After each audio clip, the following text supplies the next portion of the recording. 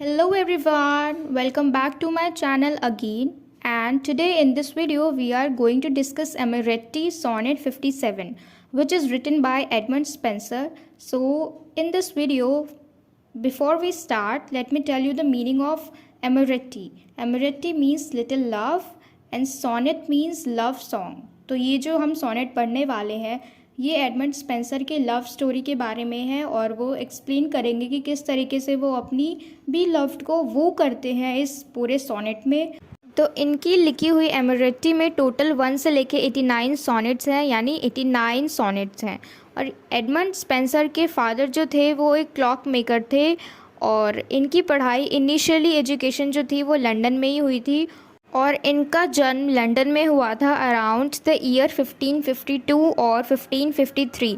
इनका जो birth year है वो कंफर्म नहीं है, तो ये दोनों ईयर्स बताए जाते हैं। जो भी राइटर्स हैं, जो भी ऑथर्स हैं, उनके थ्रू वो यही सारे डेट्स बताते हैं कि 1552 और 1553, क्योंकि इनका बर्थ ईयर जो है वो कंफर्म नहीं है। And he was died in 15th January 1599 and his Amoretti was published in 1595। मतलब स्पेंसर की मौत के 4 साल पहले ही जो इनकी एमोरेट्टी है वो पब्लिश हो चुकी थी। तो ये जो सोनेट्स इन्होंने लिखे हैं, 89 सोनेट्स हमारे स्पेंसर ने लिखे हैं, इन सब में सिर्फ यही बताया गया है कि उन्होंने किस तरीके से अपनी बीलव्ड यानी जो एलिज़ाबेथ है उनको इम्प्रेस करने की कोशिश करते हैं और उनको वो करने की कोशिश करते हैं। तो यही उन सब का ही एक सीक्वेंस बताया गया है इसमें। और 1 से लेकर 67 सोनेट्स जो हैं उसमें कोर्टशिप के बारे में एक्सप्लेन किया गया है कि वो किस तरीके से कोर्ट में एलिज़ाबेथ को वो करने की कोशिश करते थे। तो 1 से 69 कोर्टशिप के बारे में एक्सप्लेन किया गया है और बाकी के जो सोनेट्स हैं उनमें वे बताते हैं कि उनका जो रिलेशनशिप है वो आगे कैसा चला और आगे कैसे बढ़ा। तो चलिए शुरू करते हैं हमारे इस पोएम को, जिसका नाम है sweet warrior. Sonnet 57 sweet warrior, written by Edmund Spenser. Sweet warrior, when shall I have peace with you?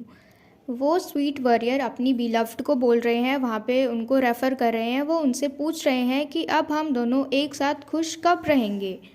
High time it is this war now ended were. और अब वो बोल रहे हैं हाई टाइम इट इज़, यानी ये सही वक्त आ चुका है कि अब हम इस वार को ख़त्म कर दें, ये जो हमारा युद्ध है उसको ख़त्म कर दें। अब ये जो वार बोल रहे हैं ये कोई मार कटाई वाला युद्ध नहीं है, एक दूसरे को मारने वाला युद्ध नहीं है। ये जो वार है इनका, ये वार लव के लिए है कि वो कितने टाइम से युद्ध कर रहे हैं अपनी बिलव्ड से उनके लव को पाने के लिए, रिसीव करने के लिए। Which I no longer can endure to sue, ne your incessant battery more to bear. तो अब वो कह रहे हैं कि अब मैं ये जो तुम्हारा इतना तुम ऐसा बिहेव कर रही हो उसको मैं बिल्कुल भी इतना एबल नहीं हूँ कि उसको टॉलरेट कर सकूँ, एंड्योर कर सकूँ, अब मैं तुम्हें अपनी लव के लिए मना सकूँ। तो इसलिए वो बोल रहे हैं कि which I no longer can endure to sue, कि अब मैं बिल्कुल भी टॉलरेट नहीं कर सकता कि अब मैं तुम्हें इतना मनाऊँ, इतने वक्त से मनाते जा रहा हूँ।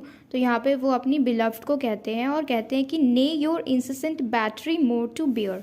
ने का मतलब है यहाँ पे no, your incessant battery more to bear. तो इस लाइन का मतलब है कि इंसिसेंट बैटरी का मतलब है कि वो कॉन्टीन्यूसली बिना रुके जो उस पर अटैक किए जा रही हैं, जो हमारे एडमंड स्पेंसर उन पर अटैक किए जा रही हैं। अब ऐसा अटैक नहीं है कि वो उन पर चाकू वगैरह तलवार वगैरह से अटैक कर रही हैं। वो अटैक करने का मतलब है कि वो उनसे प्यार नहीं कर रही हैं। वो जो एडमंड स्पेंसर उनसे प्यार रिसीव करना चाह रहे हैं वो उनके लव को एक्सेप्ट नहीं कर रही हैं। तो इसी तरीके से जो उनकी इंसिसेंट बैटरी है, जो कंटिन्यूसली वो उन पे अटैक करे जा रही हैं, जो कि अब वो बिल्कुल भी बर्दाश्त नहीं कर सकते हैं। तो यहीं पे वो कहते हैं कि nay your incessant battery more to bear, कि तुम्हारा जो ये कॉन्टीन्यूसली अटैक तुम करे जा रहे हो मुझ पे, अब ये सब बर्दाश्त के काबिल नहीं है और वो ये सब बर्दाश्त नहीं कर पा रही। So weak my powers, so sore my wounds appear, that wonder is how I should live a jot. अब वो कहते हैं कि वो जो उनके ऊपर कॉन्टीन्यूसली अटैक कर रही हैं उनसे जो उनके पावर्स हैं, जो उनकी शक्तियां हैं वो कमज़ोर पड़ रही हैं उनके अटैक के सामने। और वो जो घायल हैं, उनके जो घाव हैं वो बहुत ज़्यादा दर्द कर रहे हैं क्योंकि वो उन पे अटैक किए जा रही हैं और ऐसा लग रहा है कि वो बहुत ज़्यादा कमज़ोर पड़ रहे हैं उनके सामने। That wonder is how I should live a jot. Live a jot का मतलब होता है कि to live for some time, थोड़े वक्त के लिए जीना। Seeing my heart through launched everywhere. तो वो कहते हैं कि मेरा दिल जो हर जगह से घायल हो चुका है, तुमने कहीं भी नहीं छोड़ा है। तुम जो इतना अटैक किए जा रही हो मेरे दिल पर, और मेरा दिल हर जगह से घायल हो चुका है विथ थाउजेंड्स एरोज, यानी जो 1000 तीर जो तुमने मारे हैं मेरे दिल पर, which your eyes have shot, जो कि तुमने अपने आइज़ के थ्रू, अपनी नज़रों से जो तुमने हज़ारों तीर मेरे दिल पे मारे हैं, और मेरा दिल इतना ज़्यादा ज़ख्मी हो चुका है। येट शूट ये sharply still and me not.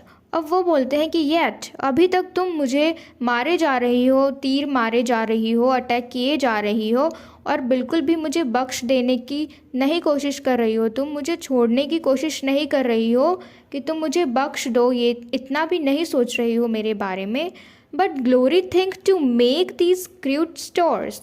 अब वो बोलते हैं कि तुम्हें क्या मिल रहा है ये सब करके, उस इंसान को इतना परेशान करके जो तुमसे इतना प्यार करता है, इसको परेशान करके तुम्हें क्या मिल रहा है, क्या ग्लोरी तुम्हें मिल रही है, ये क्रूअल वन। अब वो बोलते हैं कि तुम इतना निर्दयी बन के जो मुझे दिखा रही हो, तुम्हें इतना निर्दयी बन के क्या मिल रहा है, what glory can be got, क्या पा रही हो तुम ये सब करके। In slaying him that would live gladly yours. उस इंसान को मारकर, उस इंसान को परेशान करके तुम्हें क्या मिल रहा है जो तुम्हारे लिए, तुम्हारे साथ पूरी ज़िंदगी खुशी खुशी रहना चाहता है। Make peace there for a grant me timely grace. तो अब वो कहते हैं कि चलो अब तो रुक जाओ, कम से कम अब थोड़ी शांति तो रखो। अब तो ये जो तुम्हारा प्रोसेस जो है अटैक करने का, तुम जो इतनी देर से कॉन्टीन्यूसली मुझ पे अटैक किए जा रही हो, मुझ पे तीर मारे जा रही हो, अब तो इसको रोक दो ताकि मुझे थोड़ी शांति मिले और मुझे थोड़ा वक्त दो कि तुमने जो मुझे इतना घायल किया है, इतनी चोट पहुँचाई है, इतने घाव दिए हैं, that all my wounds will heal in little space. ताकि तुम जब रुकोगी, थोड़ा टाइम दोगी मुझे, तो मैं उसमें मेरे जो वाउंड्स हैं, मेरे जो घाव हैं, जो मैं घायल हूँ, उनको ठीक कर सकूँ। तो यहाँ पे ये एक तरीके से आयरनी है कि जो बिलव्ड है जो उनकी, वो उनको इतना नुकसान पहुँचा रही है, उनको अटैक किए जा रही है, उन पर लगातार उनको परेशान कर रही हैं, उसके बावजूद जो हमारे एडमंड स्पेंसर है उनको वही चाहिए, उनको उनकी बिलव्ड चाहिए। तो ये एक तरीके से आयरनी है कि जो इंसान आपको इतना परेशान कर रहा है उसके बावजूद आपको वही चाहिए। तो यहाँ पे अब वो इतना रिक्वेस्ट कर रहे हैं उनसे कि चलो तुमने जो भी किया, तुमने मुझे जितनी भी चोट पहुँचाई है, पर लास्ट में वो बोलते हैं मेक पीस देयर फोर। तो चलो अब तो रुक जाओ कम से कम, एटलीस्ट अब वो उनको लास्ट में रिक्वेस्ट करते हैं कि लास्ट में तो रुक जाओ ताकि मेरे जो वाउंड्स हैं उनको मैं थोड़ा हील कर सकूँ, उनको थोड़ा ठीक कर सकूँ। तो ये जो सोनेट 57 है, इसमें एडमंड स्पेंसर ने अपने लव को एक्सप्रेस किया है कि किस तरीके से जो उनकी बिलव्ड हैं, जिनको वो स्वीट वॉरियर बोल के पुकारते हैं, इसमें किस तरीके से वो उनको वू कर रहे हैं और वो जो इतना अटैक कर रही हैं, वो सब इसमें बताया गया है।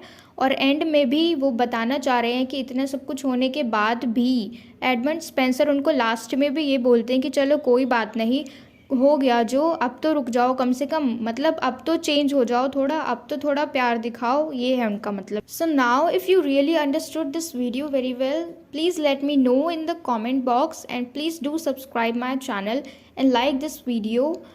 Until we meet in the next video, keep learning.